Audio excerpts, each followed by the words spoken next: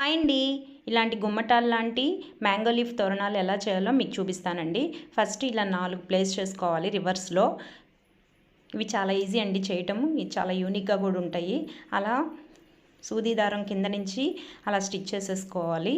తర్వాత గట్టిగా ఉండడం కోసం ఫస్ట్ టైం కాబట్టి 2 నాట్స్ వేసుకోవాలి.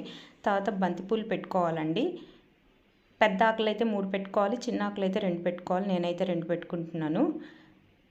తర్వాత అవన్నీ ఇట్లా ఫోల్డ్ చేసేసుకుంటే గుమ్మటన్ షేప్లో ఒక రౌండ్ బాల్ లాగా సూపర్గా ఉంటుందండి. ఇది వచ్చేస్తుంది చూడండి.